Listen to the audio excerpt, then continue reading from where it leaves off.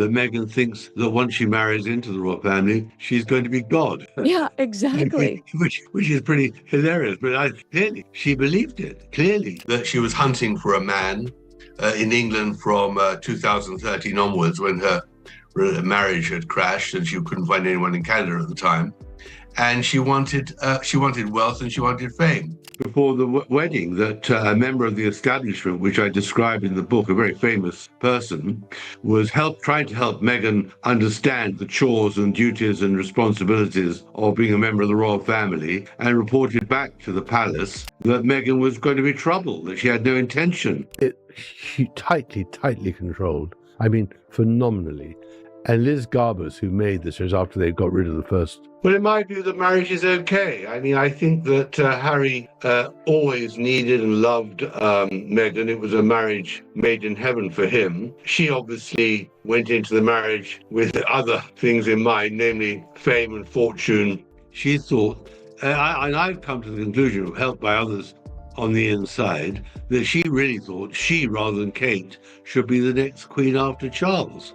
That she and Harry were relegated so far down the order. Everything, she got everything she wanted, and then knew what she wanted and couldn't get, and that was a lot. That's why, of course, she never intended to stay. Well, I think the Meghan Markle I know is on the good side, intelligent, resourceful, definitely resilient under fire, but on the other hand, intensely selfish, only self-opinionated, unable to see anything other than through her own lens. And that's the problem. We do need to wipe the slate clean. And we hope that William and Kate will do that. In time. But we've got to wait, and there's a long way to go still. From the very beginning, it wasn't just a simple fairy tale entry into royalty. Meghan Markle stepped into the royal world carrying something bigger, an intention that, according to Tom Bower, went far beyond fitting in. The claim hits hard. She allegedly came in aiming straight at Catherine, Princess of Wales, not to stand beside her, but to outshine her and take that spotlight completely. For a long time, this stayed buried under polished appearances and controlled headlines. But now, those details are being pulled into the open. Bower's book doesn't just suggest tension. Meghan thinks she was welcome there. I mean, such a bizarre insistence from her to want to be at Balmoral when things are going south, when she had been such a viper. It paints a picture of something way more intense, something that feels planned, layered, and honestly hard to ignore once you hear it. And here's where it starts getting real interesting, because behind all the public smiles, Meghan reportedly never truly wanted royal life in the first place, before any big decisions about stepping back, before the world even suspected cracks forming. She had already made up her mind. The pressure, the structure, the constant watching eyes. It wasn't something she enjoyed at all. In fact, it reportedly felt overwhelming, like stepping into a system that would only make things harder for her instead of better. So now you're probably thinking, if that's how she felt, why stay? That's exactly where everything takes a sharp turn. Because the moment she got close to Catherine, something shifted. And not in a quiet way. It wasn't just a simple meeting between two women entering the same family. It became something deeper, something more complicated. At first glance, it could have been normal, two people adjusting, trying to find their place. But according to these claims, that balance didn't last. Meghan allegedly stopped seeing Catherine as just a sister-in-law and started viewing her differently, almost like someone standing in the way. And was doing very well. But when she got here and saw what fate awaited her in terms of being number two to Kate and not living in the luxury she wanted and having to obey the royal commands, she stoked constantly that he should feel aggrieved and should feel unhappy. And I think that is in the end why he agreed, and he himself wanted to leave Britain. And once that mindset kicked in, everything that followed started moving with a different kind of energy. Because one thing that stands out, Meghan isn't known for stepping back when things get tough. When pressure builds, she pushes forward, not away. Then comes the moment that really flips the narrative. When Meghan saw Catherine up close, the way she carried herself, the way she spoke, the way the public reacted to her, it reportedly triggered something strong inside, not admiration, but something sharper, something more competitive. In that instant, the dynamic changed completely. This wasn't about fitting into the royal family anymore. It was about standing out within it. Catherine wasn't just another royal figure. She became the standard, the one everyone compared to, and according to these claims, the one Meghan felt she had to surpass. From there, things didn't stay subtle. Meghan didn't just continue her duties quietly. She started pushing harder, moving differently, standing out more. She connected with people in ways that broke long-standing royal traditions. Handshakes turned into hugs. Formal distance turned into close, personal interactions. Crowds didn't just see a royal, they saw someone trying to be more relatable, more accessible, more real. And people noticed that shift instantly. Because royal behavior is usually very controlled, very structured, so when someone breaks that pattern, it stands out fast. But according to critics, none of this was random. It wasn't just personality, it was strategy. Yes, I mean, Harry, if you are what he was, the third and now the fifth in line to succession, and you're a member of the royal family, your ambition isn't clearly material. I mean, he had all the money he needed. He had all the fame he needed. He had the applause he needed. The point about Meghan is she was looking for fame. She was looking for applause. She was looking for international recognition, which, of course, she failed to get because she had not enough talent. Every smile, every moment in front of the cameras, every interaction, it all added to a bigger image being built. The goal? To reshape how the public feels, to make people look at Meghan and think she feels closer, warmer, easier to connect with. And without saying anything directly, that naturally creates comparison. That's what makes this so intense, because it wasn't open conflict, it was silent competition. Catherine, by most accounts, continued doing her role without reacting, steady and focused. But Meghan allegedly had already decided where she wanted to stand in the bigger picture. And then things went even further, because it didn't stop at public appearances. Reports suggest Meghan started wearing pieces connected to Princess Diana, and not just casually. These moments were noticeable, intentional, and powerful because of what Diana represents worldwide. And the second those visuals appeared, comparisons followed immediately. Headlines started building, conversations started shifting, people started drawing connections, and for a moment, it worked. Then came another layer: media presence. Podcasts, interviews, public discussions. Meghan opened up about her struggles, her exhaustion, her experience with motherhood. And while many people felt sympathy, others started questioning the pattern behind those moments. Because in a space like the royal spotlight, timing and wording matter a lot. Critics believed those messages weren't just emotional, they were carefully delivered to shape perception, to build an image of someone hard-working. Again, this establishment figure reported to the Queen that Meghan thinks that once she marries into the royal family, she's going to be God. Yeah, exactly. which is pretty hilarious. But clearly, she believed it. Clearly, she thought, and I've come to the conclusion, helped by others on the inside, that she really thought she, rather than Kate, should be the next Queen after Charles.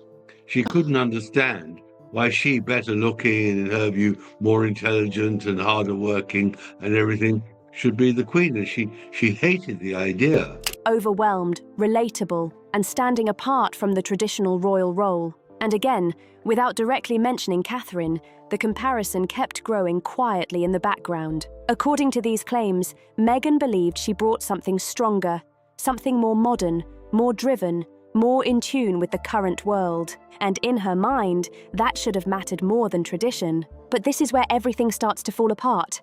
Because the royal system doesn't work like a normal career. You don't move up by effort. You don't earn higher rank by visibility or popularity. It's fixed from the start. And Prince William and Catherine were always going to be the future king and queen. That path was set long before Meghan ever entered the picture. And Prince Harry, along with Meghan, were never positioned for that level. No matter how much attention or support they gained, that structure wasn't changing. And when that reality reportedly became clear, everything shifted again. Because the plan she believed in, the idea that effort could change position, it simply didn't apply here. There were no promotions, no rewards for working harder, no system that adjusts based on popularity. Just hierarchy, fixed and unmovable. And that's a hard reality to accept when you come from a completely different world. Meghan came from a space where effort builds success, where visibility creates opportunity, where pushing forward actually changes your position. But royalty doesn't follow those rules. It's a completely different game. And those rules don't bend for anyone. So when that plan didn't work, she didn't step back. She changed strategy. And this next move, it was sharper, more direct, and impossible to ignore. Instead of trying to rise within the system, Meghan allegedly chose to challenge it publicly. And this is where timing becomes everything, because patterns started to appear again and again. Whenever William and Catherine had a major moment, Meghan would release something of her own at almost the exact same time. Not random, not accidental, but precise. And in media, timing controls attention. If two major stories drop together, the spotlight splits instantly, and what should have been one clear focus becomes a shared conversation. According to Bauer, that was the strategy. Not direct confrontation, but carefully timed overlap. And the examples make people pause. When Catherine's Christmas service, one of the most anticipated royal events, was announced, Meghan's Netflix project entered the spotlight at the same time. Different events, same attention window. And then came a moment that hit even deeper. When Catherine returned to public life after battling cancer, the entire world was watching. It was emotional, powerful, something people had been waiting for, a moment that deserved full attention. But right at that same time, Meghan introduced a major announcement tied to her personal brand. Not before, not after, exactly at the same moment. And that's what made people question everything, because timing that precise doesn't feel accidental, it feels intentional. Think about it. The public was focused on Catherine's strength, her recovery, her comeback. And suddenly, attention started shifting. According to these claims, that wasn't coincidence, it was strategy, a move designed to redirect focus and keep herself at the center of the conversation. And here's the part that really stands out. This wasn't about copying Catherine's style or following her path. It was about replacing her presence entirely, building a new image, a new narrative, where Meghan becomes the figure people focus on most. The fresher voice, the modern image, the dominant spotlight. And the way it was done, not through direct conflict, but through calculated moments that slowly reshape public attention. That's what makes this so shocking. Because if even part of this is true, then this wasn't just tension or misunderstanding. It was a long, carefully played strategy, step by step, moment by moment, move by move.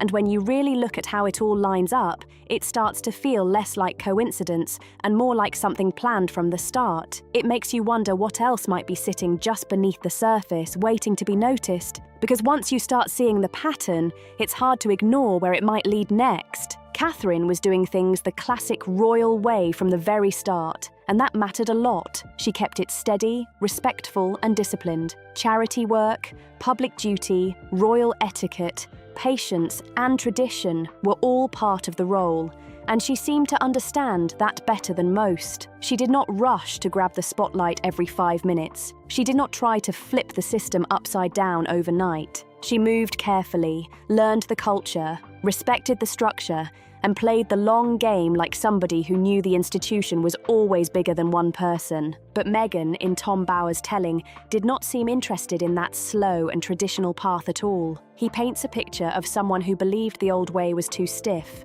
too slow, and too limiting. In that version of events, she felt she could do the job better, do it faster, and do it in a way that looked more modern and more exciting to the outside world. And that belief, according to Bauer, did not stop at wanting to bring in fresh energy. He suggests it grew into something much bigger, a feeling that she should not just be part of the system, but rise above Catherine inside it. That is where the tension really starts to feel serious. Because this was not just about two women with different personalities. Bower's argument is that Meghan did not look at Catherine and simply see a future sister-in-law she could learn from. He says she saw the woman already standing in the spot she wanted most, not just admired, not just protected, but central. The face people trusted, the figure the institution could build around, the calm one, the dependable one, the woman the cameras would keep coming back to again and again. And according to Bower, that sparked something fierce. In his view, Meghan wanted to be the standout figure, the star royal, the one everyone talked about first, the one people found most fascinating, the one who could command the headlines, shape the conversation, and pull the emotional energy of the public toward herself. That is a huge ambition in any famous family, but inside the royal family it becomes even bigger because the hierarchy is already locked in place. It is not a talent show. It is not a popularity contest. It is a structure built on rank, history, duty, and timing. And that kind of structure does not move just because somebody wants it to. And here is the part that makes Bower's version hit even harder. He says there were people inside the establishment who allegedly saw trouble coming long before the wedding bells rang. A senior advisor reportedly warned that Meghan could become a major issue for the palace, not because she was outspoken, not because she was ambitious, but because she might struggle with the limits that royal life puts on everyone. The warning, as retold in this narrative, was that palace rules would feel like a cage to somebody who wanted freedom, control, and personal visibility. That warning, if Bower's account is right, was not treated with the urgency it deserved. And once the wedding passed and the reality of royal life settled in, the cracks reportedly began to show fast. Palace staff were said to be under pressure. Tension behind closed doors started becoming harder to ignore. The mood, according to accounts repeated in these discussions, became strained and deeply uncomfortable. People started leaving. The atmosphere reportedly grew heavy. What had looked glamorous from the outside began sounding chaotic on the inside, and that early concern suddenly did not seem so dramatic after all. That is what gives this story its edge. Because when a warning is ignored and then events appear to follow the exact path people feared, it makes everything feel darker. It makes it feel like the palace did not just face a surprise problem, it faced a problem it had already been told about and failed to stop. And in Bower's framing, that is where the whole thing starts shifting from tension into full-blown institutional drama. But even then, Bower suggests the deeper issue was never just about whether Meghan would become the most loved royal or the most visible one. He argues that royal life itself may never have been the true destination. In his version, it was more like a platform, a launch point, a door into something bigger, more global, more personal, and more celebrity-driven. That is a big claim, but it is the core of how he tells the story. Catherine, in that contrast, is presented as somebody who saw the role as a lifetime duty. Meghan, in his telling, saw it as something she could use to build a larger personal future. That contrast is what keeps this whole debate alive, because if one woman saw the institution as something to serve, and the other saw it as something that could serve her, then the clash was probably always going to happen. Catherine's path was quiet, patient, and rooted in continuity. Meghan's path, as described by critics and by Bower, looked more like brand building, profile building, and influence building. Not service first, but self first. Not crown first, but spotlight first. That is the difference people keep circling back to, and it is why this rivalry never really faded from public discussion. And when you go back to the wedding, people say the signs were already there in plain sight. Royal weddings usually feel like a gathering of monarchy, legacy, nobility, and long-standing family links. The atmosphere is about history and continuity. But Meghan's guest list sparked a lot of talk because it looked very different. It had Hollywood power, global celebrity names, media famous figures, and people with huge public reach. Right away, critics started asking whether this was just a wedding guest list or something more strategic. In their eyes, it looked like a signal, a message, a flag planted early to show where the real center of gravity might be. That is why some people did not see that day as a simple love story at all. They saw a merging of royalty and celebrity, yes, but they also saw the possibility that celebrity was not just attending the event, it was competing with the institution from inside the building. And later, when many of those same public figures became vocal supporters, defenders, or allies, that earlier guest list started looking even more loaded in hindsight. To critics, it did not feel random. It felt carefully positioned. And then came the moves after marriage that made even more people uneasy. Meghan was regularly seen in glamorous spaces, high-profile circles, and networking environments that felt miles away from traditional royal service. That does not mean every appearance was wrong, but in the eyes of palace traditionalists, it raised eyebrows fast. A senior royal was expected to project restraint, neutrality, and duty. What they believed they were seeing instead, according to this line of criticism, was someone curating reach, influence, and cultural clout in a way that felt much closer to celebrity strategy than monarchy. Then everything changed, and the split from royal life turned the tension into a worldwide spectacle. Once Meghan and Harry stepped away, the whole story entered a new phase. They needed money, yes, but they also needed a fresh identity outside the palace. And Bower's argument is that they found that path by turning private pain into public content.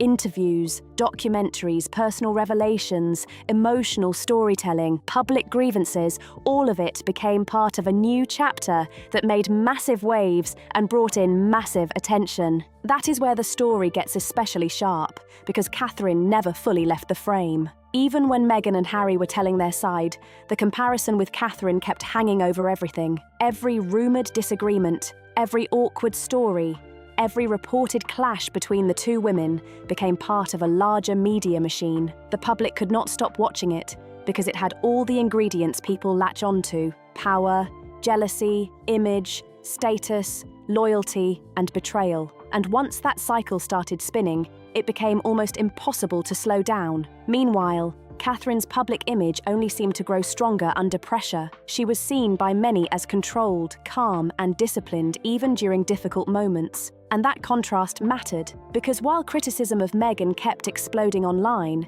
especially from royal fans and anti-Meghan voices, people also noticed something else. They noticed that when Catherine was being dragged or attacked by some of Meghan's most aggressive supporters online, Meghan did not publicly step in to cool things down. That silence became part of the story too, and for many viewers, it said plenty without saying a word. For critics, that silence was loud. They read it as proof that this rivalry was not some media invention that got blown out of proportion. They believed it showed the tension was real, personal, and useful to the narrative Meghan and Harry were pushing. Whether that is fair or not, that is how a lot of people saw it. And once that interpretation took hold, it became one more reason public sympathy kept shifting toward Catherine. So what is Bower's bottom line after laying all of this out? It is blunt. And that is exactly why people keep talking about it. He believes Meghan thought she could beat Catherine at the very game the monarchy values most: image, influence, cultural power, internal relevance, and public loyalty. Not just outshine her for a month, not just grab a few headlines, really beat her, really move ahead, really become the dominant female figure inside that world. That is the claim, and it is a massive one. But the problem, in Bower's view, is that the system was never going to bend that way. The royal family is not built to reward whoever arrives with the biggest energy, the boldest style, or the loudest attention. It runs on hierarchy. It runs on order. It runs on timing. And Catherine's place in that structure was never something Meghan could simply out-hustle or out-market. She could generate noise. She could generate fascination. She could dominate a news cycle. But she could not rewrite succession, rank, or the deep habits of the institution just by wanting to. And once that reality became impossible to ignore, Bower suggests everything started collapsing at once. The frustration grew, the conflict deepened, the gap between expectation and reality got wider and wider. Meghan, in this telling, did not get the position she believed she could build for herself. Catherine remained where she had always been heading, central, protected, and structurally secure. And when that became undeniable, the fallout exploded. The departure came, the criticism intensified, the bitterness did not disappear. It just changed form and went global. That is the irony Bower seems most interested in. The very effort Meghan allegedly made to rise past Catherine is, in his telling, the same effort that wrecked her royal future. She came in aiming high, trying to become unforgettable,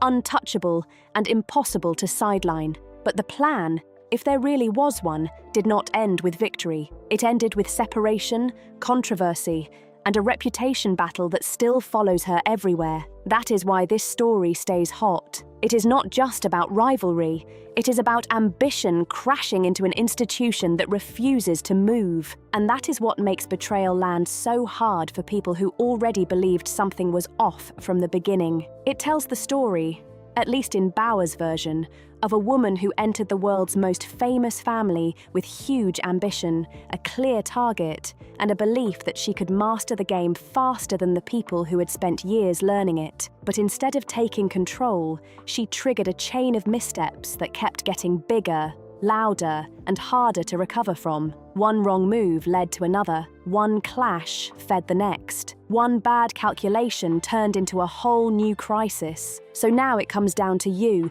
because this is where the debate gets real. Do you believe Meghan truly had a long-game plan to outshine Catherine and grab the centre of the royal spotlight? Or do you think Tom Bower is pushing the story too far and reading strategy into what was really just dysfunction, culture clash, and personal frustration? Drop your thoughts in the comments, because this one splits people right down the middle. And if you made it all the way to the end, hit like, leave your comment, and subscribe right now for more royal drama, more deep dives, and more stories that the headlines still cannot stop talking about.